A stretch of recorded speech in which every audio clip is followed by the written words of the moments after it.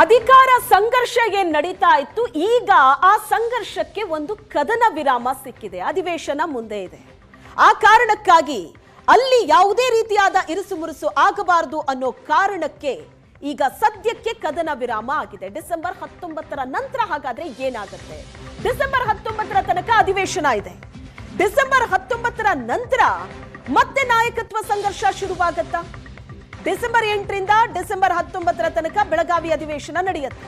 ಈ ಅಧಿವೇಶನದ ಕಾರಣಕ್ಕೆ ಸಿಎಂ ಡಿಸಿಎಂ ಒಗ್ಗಟ್ಟು ಪ್ರದರ್ಶನ ಮಾಡಿದ್ರು. ಸೋಮವಾರದಿಂದ ಆರಂಭವಾಗೋ ಸಂಸತ್ತಿನ ಅಧಿವೇಶನ ಡಿಸೆಂಬರ್ 19ಕ್ಕೆ ಮುಗಿಯುತ್ತೆ. ಡಿಸೆಂಬರ್ 19ರ ನಂತರ ಸಿಎಂ ಡಿಸಿಎಂ ಇಬ್ಬರನ್ನು ದೆಹಲಿಗೆ ಕರೆಸೋ ಸಾಧ್ಯತೆ ಇದೆ. ಡಿಸೆಂಬರ್ ಕೊನೆ ವಾರದಲ್ಲಿ ವರಿಷ್ಠರು ಪರಿಹಾರ ಸೂತ್ರ ಸಿದ್ಧಪಡಿಸೋ ಸಾಧ್ಯತೆ ಇದೆ.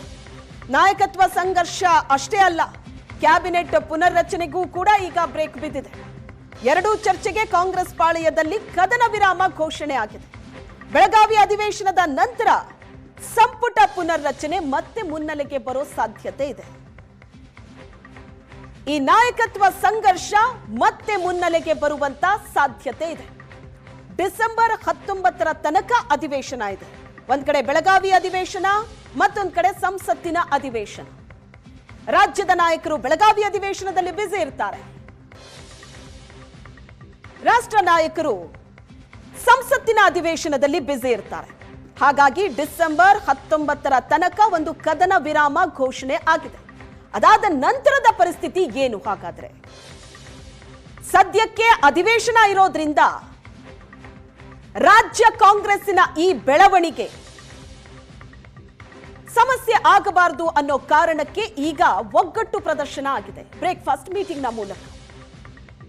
ಹಾಗಾದ್ರೆ ಡಿಸೆಂಬರ್ 19ರ ನಂತರ ಈ ಚರ್ಚೆ ಮತ್ತೆ ಮುನ್ನೆಲೆಗೆ ಬರುತ್ತಾ? ಸಿಎಂ ಡಿಸಿಎಂ ಇಬ್ಬರನ್ನು ದೆಹಲಿಗೆ ಕರೆಸಿ ಹೈಕಮಾಂಡ್ ಮಾತಾಡಿಸೋ ಸಾಧ್ಯತೆ ಇದೆ ಡಿಸೆಂಬರ್ 19ರ ನಂತರ.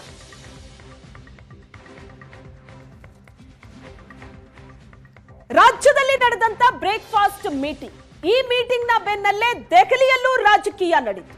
ದೆಹಲಿಯ ಮಲ್ಲಿಕಾರ್ಜುನ್ ಖರ್ಗೆ ಅವರ ಮನೆಯಲ್ಲಿ ಬಿಸಿ ಬಿಸಿ ಚರ್ಚೆ ಆಯಿತು.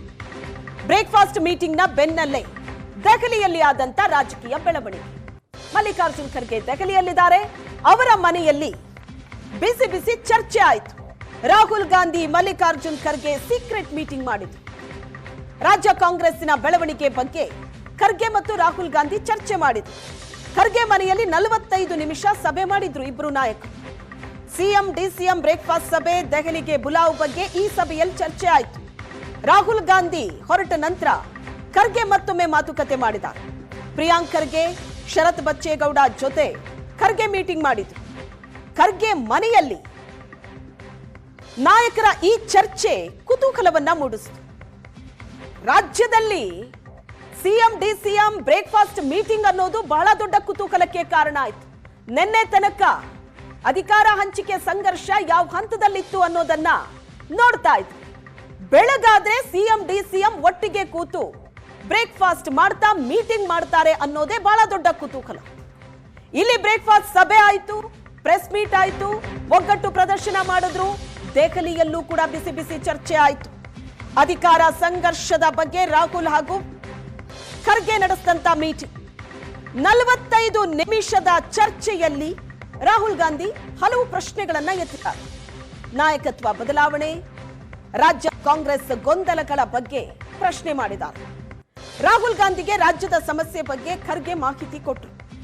ಸೋನಿಯಾ ಜೊತೆ ಚರ್ಚಿಸಿ ಅಂತಿಮ ನಿರ್ಧಾರವನ್ನ ತೆಗೆದುಕೊಳ್ಳಲಾಗುತ್ತೆ. ಸಿಎಂ ಬದಲಾವಣೆ ಮಾತ್ರ ಅಲ್ಲ, ಅಧ್ಯಕ್ಷರ ಆಯ್ಕೆಯ ಬಗ್ಗೆಯೂ ಕೂಡ ಚರ್ಚೆ ಆಯಿತು.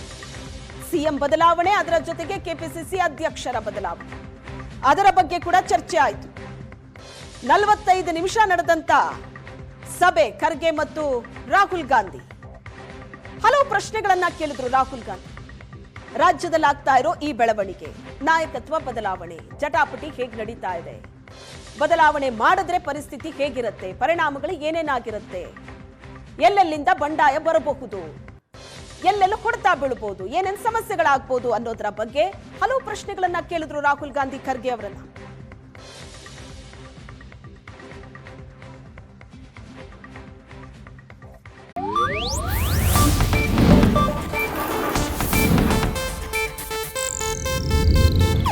ಇದು ಏಷ್ಯಾನೆಟ್ ನ್ಯೂಸ್ ನೆಟ್ವರ್ಕ್ ಪ್ರಸ್ತುತಿ.